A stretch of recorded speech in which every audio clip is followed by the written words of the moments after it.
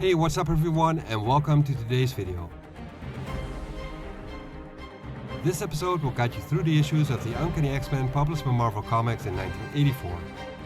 Issue 181.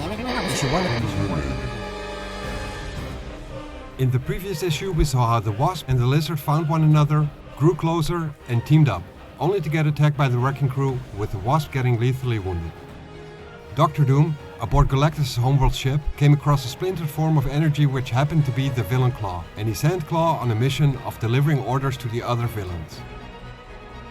After having psionically scanned the whole of Battleworld and getting a blockading spell put on him by the Enchantress, and after diffusing tensions amongst the X-Men and their old nemesis Magneto, Professor Xavier got into a heated argument with Storm regarding their roles and leadership of the X-Men. The disgruntled and depressed Colossus started developing feelings for Shashi, the alien healer and love interest of the Human Torch. The heroes are getting worried about the Wasp and her whereabouts, and some are starting to get impatient in dire need of some action. And meanwhile, Rogue, Cyclops and Wolverine got sent out to check up on a group of villains and ended up in a fight with them, with Wolverine slicing up the Molecule Man, who is now on the brink of death. And as both groups left the scene, volcanoes started erupting in a violent manner.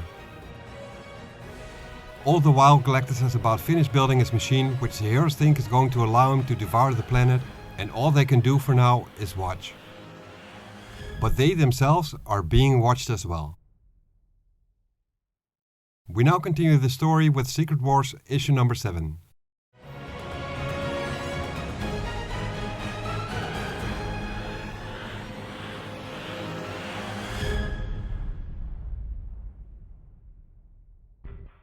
On the outskirts of the alien village where Captain America and his forces have taken refuge, the Fantastic Four member of the Human Torch approaches a mysterious woman who no one has ever seen before.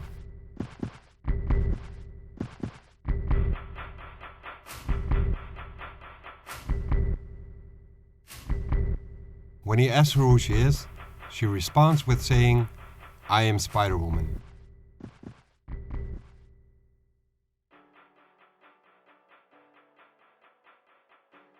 When some of the other heroes arrive at the scene, they notice how she speaks English, so she must be from planet Earth as well. But they can instantly tell that she's a different person from the Spider-Woman they knew. Reed assumes that she came here courtesy of the Beyonder, using fragments from all kinds of planets to create this world. And Spider-Woman tells him that, regardless of the fact that she doesn't know who this Beyonder is, a whole suburb of Denver got transported here, including her. She had seen evidence of the battles the heroes had been in, and that's the reason she tracked them here. She wants to help.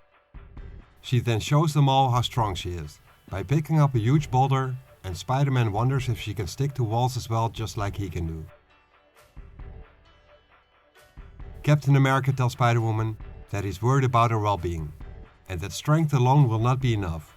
But she tells him that she suspects her being a spectator to the war that's being played out is no less dangerous than fighting in it, alongside them. And that's when the heroes can hear a noise and can feel the ground shaking, as if something massive is coming their way. And there is. A huge tank enters the village, blasting its way through. The heroes scramble and try to get the villagers out of its path. The tank then stops, and the hatch on top of the tank opens up, revealing the villain known as the Wrecker.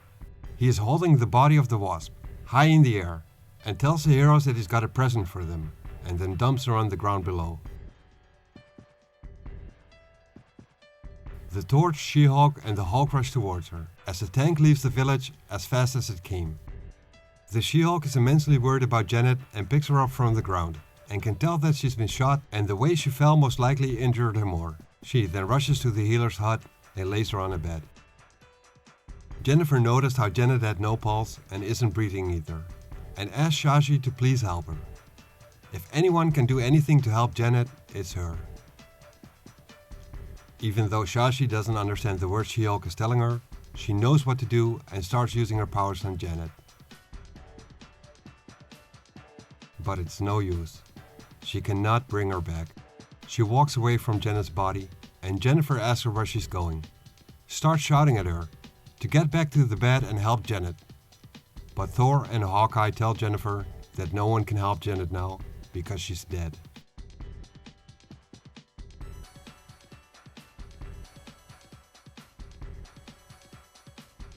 Seconds later, outside the hut, a bunch of assembled heroes are planning to take revenge on the villains, especially on the Wrecking Crew for what they did to the Wasp.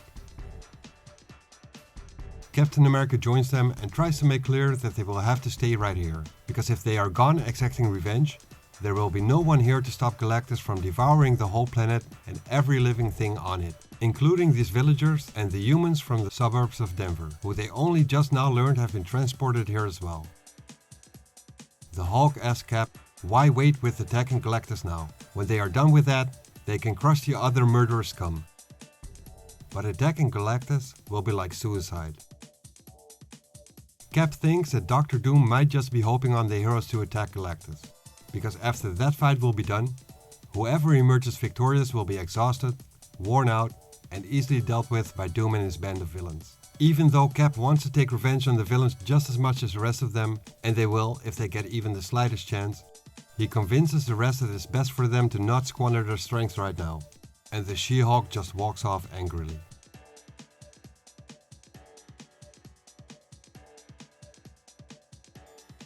Meanwhile, half a world away, 3 of the X-Men make their way back to Magneto's lair.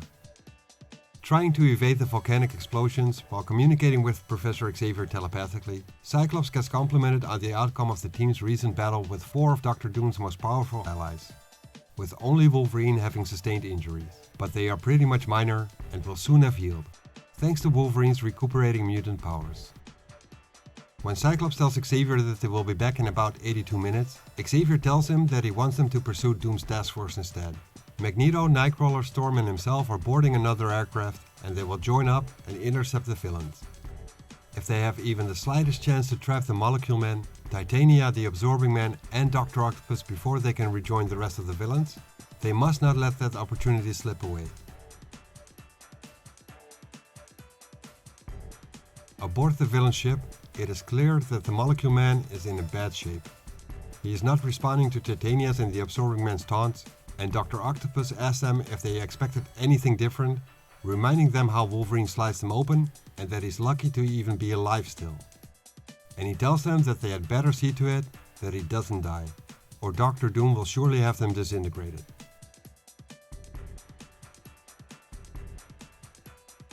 Over at Doom Base, Volcana, along with the still deranged Claw, is watching things unfold aboard the ship, and she wants to be with the man who stole her heart badly.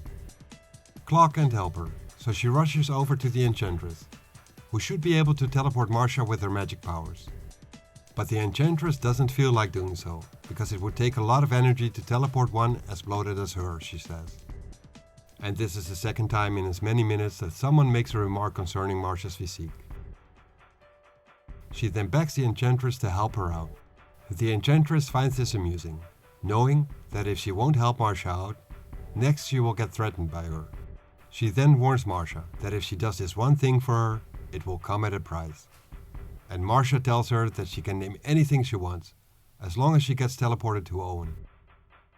The Enchantress then casts a spell and already revels in the fact that she has power over Marcia now, and she will surely deeply regret that. Marcia then instantly appears aboard the ship and rushes over to Owen. Titania asks Marcia how she got here, and gets told by her that she made a deal with the Enchantress, to which Titania responds that this is probably the worst decision she has ever made for some guy, in all the time she has known her for. As Marcia tries to comfort the Molecule Man, Titania tells her to call her by that name, and not call her Skeeter anymore. Dr. Octopus then tells everyone to brace themselves for evasive maneuvers because they are under attack, and the ship gets shot down and crash lands. Only seconds later, the villains rush out of the aircraft, and while Volcana tries to stabilize the Molecule Man, all of the X-Men, aided by Magneto, attack. Volcana powers up and claims Wolverine for himself, to get revenge for what he did to the Molecule Man during their previous encounter. Cyclops, Nightcrawler and Rogue have more than their hands full with Titania, and the Absorbing Man squares off with Magneto and asks him why he's joined up with the X-Men, considering he's been accused of murder and terrorism. According to Creel, he's a villain. One of them. Regardless though, he will try and crush Magneto and swings at him with his ball and chain, but Magneto flies off. At the same time, Storm gets attacked by both Volcana and Dr. Octopus. And Xavier, even though he's able to warn Storm, is having trouble piercing the villain's minds due to the Enchantress's spell against psionic attacks. All he can do is guide his students during this fight, but the static noise he's experiencing is making it hard for him to do so. Wolverine rushes to aid Storm in her fight, but gets intercepted by the Absorbing Man. But Wolverine has no time for this guy, and viciously slices the Absorbing Man's arm off with his claws. Volcana then unleashes her full power on Wolverine, and even though Xavier telepathically tells Cyclops to stop Volcana, which he does by sweeping her off her feet with his optic blast, Wolverine gets scorched badly. He is still alive though. Luckily, Xavier and Cyclops reacted in time. Xavier then tells Magneto to immediately help Storm against Dr. Octopus, and Magneto uses his powers to tangle Doc Ock's bionic arms. Xavier then tells Storm to hurry up and surround Wolverine with rain and cold temperature, and to then strike Titania with all of her power. And she does. The immensely powerful Titania is now being attacked by both Storm and Rogue, two of the most powerful X-Men, and both of them are focused on stopping this woman in her tracks. Volcana can tell that they are on the losing end of this battle, and tells the others to get out of there, and she unleashes her powers again to cover their exit. The X-Men try and shield themselves from the attack, in which they are successful, but this allows the villains to escape the battlefield in one of the X-Men's aircraft. And as the X-Men make their way to the second aircraft, Professor Xavier expresses how he is content with the results of this battle. But Storm is still having massive doubts whether Xavier is even the right person if he possesses the ability to lead the team in combat situations like these.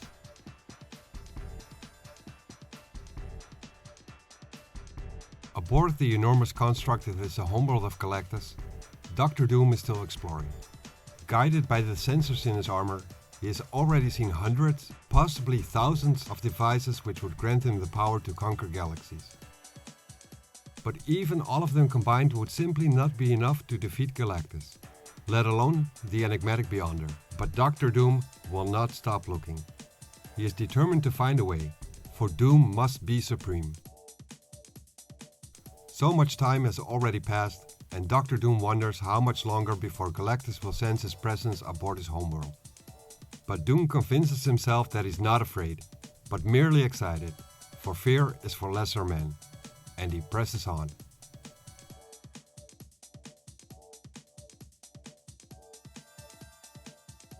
And several miles below, on Battleworld's surface, Galactus presses on as well.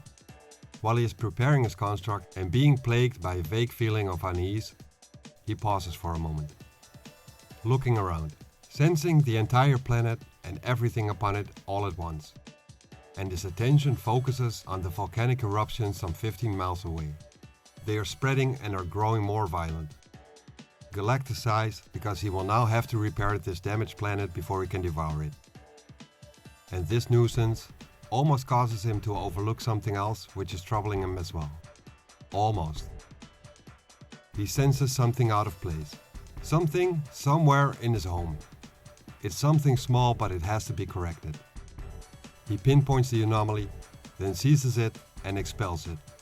And he's not gentle in doing so at all.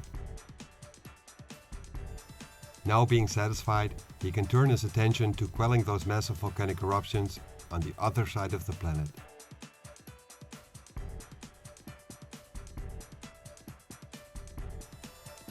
Back at Doom Base sometime later, the 5 villains return and Marcia asks Dr. Octopus if he can help Owen. But he tells her that he is a nuclear physicist and not a medical doctor.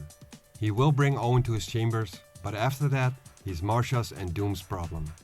If Dr. Doom will ever return, that is. Marcia then asks the reprogrammed Ultron if he can help out. But all he does is tell Marcia that there are alien medical machines in the Central Infirmary. He would be capable of operating them, but he would have to get orders from Doom first to do so. And even though logically speaking one would think Dr. Doom would want Ultron to help Marcia with Owen, Ultron tells her that he will only act upon receiving such orders from Doom. The Enchantress then enters the scene, telling Marcia that she could help her little friend with but the wave of her hand.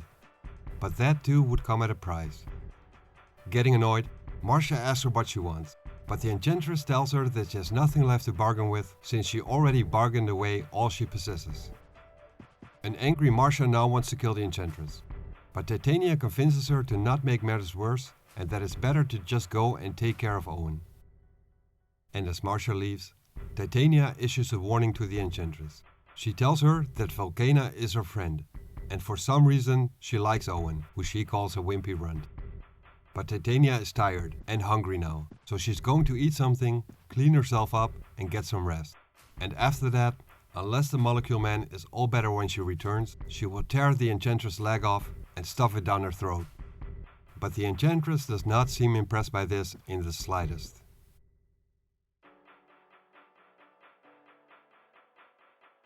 Nearby in Doombase, the Absorbing Man, who has been carrying his arm around ever since it had been chopped off by Wolverine, is not sure what to do now. He is still in the stone form, which is the only reason he's not bleeding to death right now, but he can't stay in this form forever. He is going to have to eat something eventually. He wonders whether it will all just be okay if he simply holds his arm in place and then reverts back to his human form. His powers are magical in origin, and he has no idea how they work exactly, but he has got to try. To his surprise, it actually worked, just like he had hoped for, but it hurt like hell and he feels like he's going to throw up, and he figures he'd better lie down now. Somewhere else in the fortress, the members of the wrecking crew are trying to contain the lizard, who just now woke up from getting blasted with a stasis ray. He's furious with them for killing the Wasp, who was actually being nice to him and wanted to help him deal with his sustained injuries. He has positioned himself on top of Bulldozer, who tells the others to just get the lizard off of him. And Piledriver is willing to do just that. He punches the lizard, which launches him straight into a holding cell, and Thunderbolt quickly hits a switch to lock the lizard inside. The wrecking crew walks off, with the lizard screaming out from the cell, and with Claw being right around the corner, which they hadn't noticed.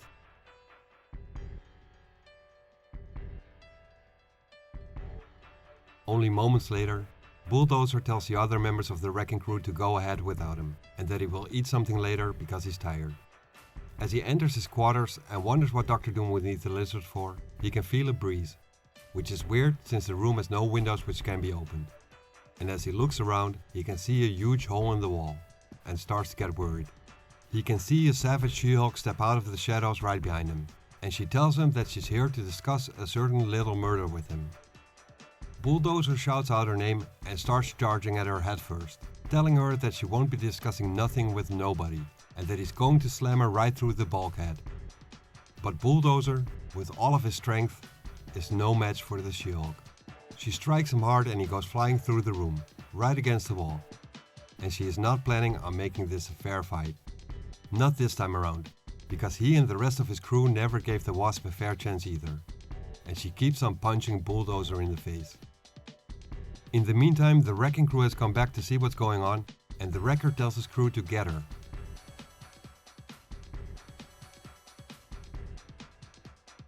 Somewhere else in the fortress, Titania's attention gets pulled to another huge hole in the wall. Curious to find out who caused this, she steps through it, only to find there's another hole right after this one. And another one. She figures that someone must have been in too much of a hurry to bother with doors, and that someone had to have been real strong to be able to wreck these walls. As she's following the trail that someone left behind, she can start hearing noise, and as she gets closer, it sounds like there's a fight going on. And it looks like a slaughter, because the She-Hulk is standing over the 4 unconscious bodies of the wrecking crew. She single-handedly smashed through the whole team, and as Titania shouts out the She-Hulk's name, she asks her if she's now ready for the main event. Titania charges at the She-Hulk with a flying kick, but She-Hulk easily moves out of the way and kicks her in return.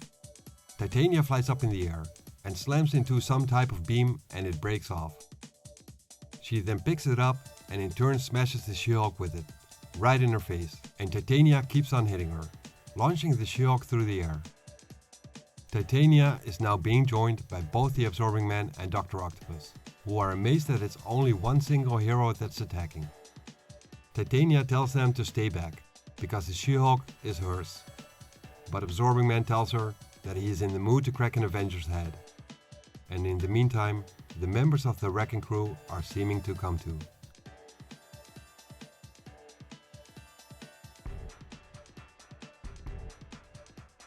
far removed from the battle, the Enchantress is lazing around.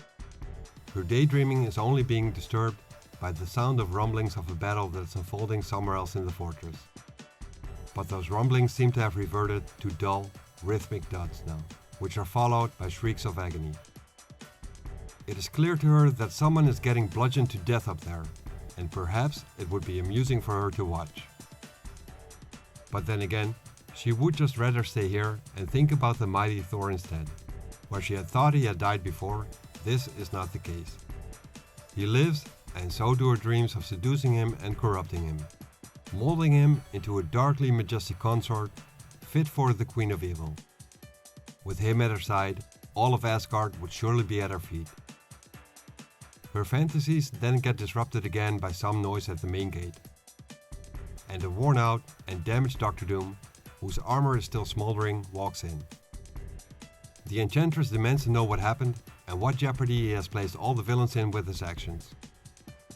And all Doctor Doom says, as he stumbles forward, is that she can do as she pleases, because it's over and finished. And he drops himself on a bed, beaten. Just like the She-Hulk. The combined villainy of the Wrecking Crew, Titania, Dr. Octopus and the Absorbing Man just keep pouring it on. They keep on hitting her with fists and all kinds of weapons made out of metal. On and on and on. And now, together, with one final combined blow, they will all kill her.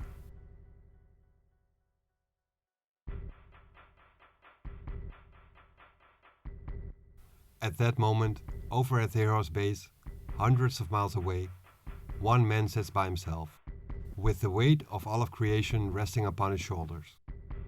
Captain America, or Steve Rogers, is keeping a close eye on whatever it is that Galactus is doing. He is confused on why Galactus is now tinkering with the device again after having stood there for some time.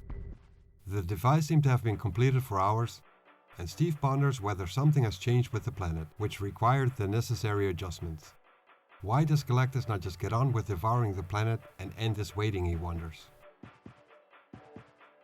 He then gets approached by Clint Barton, his fellow Avenger known as Hawkeye. Clint tells him that the She-Hulk is missing, and that no one has seen her all day.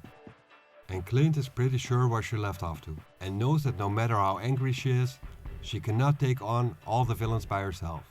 He tells Steve that she needs them, but Cap tells him that they will stay put.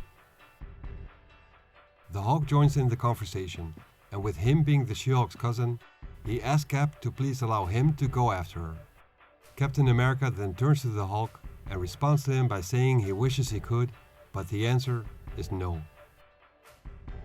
Cap now sees that many of the other heroes have joined the three of them as well, and the Hulk insinuates that Cap will probably not consider putting that decision to a vote. Captain America then explains to the whole of the gathered group that even though his heart would vote for yes in an instant, there are too many innocent lives at stake here. Many, many more than the few people on the single planet. How the whole of the universe depends on the outcome of what happens here, and that they can't allow themselves the luxury of making decisions like these with their hearts alone.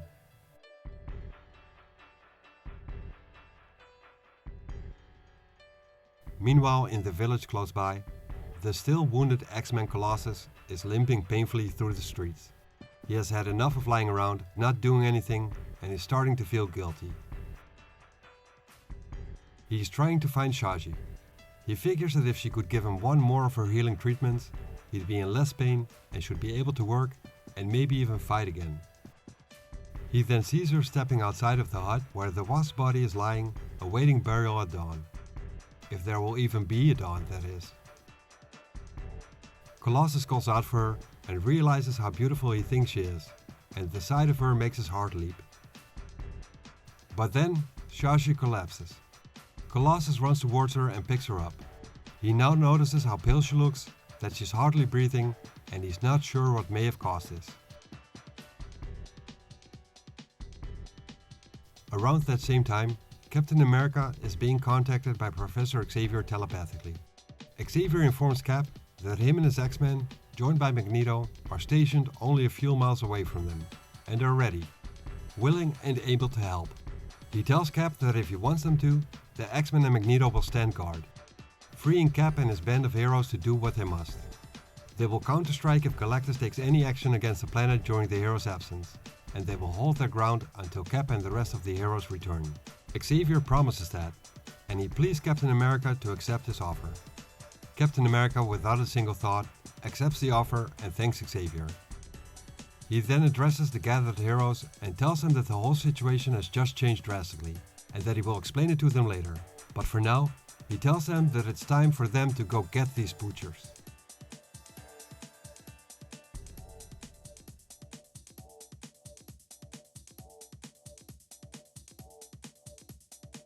Thanks for watching this video and I hope you enjoyed it. You can help growing this channel by liking, subscribing and sharing. This tells YouTube that the videos I'm making should be recommended to others and would be very much appreciated. See you next episode.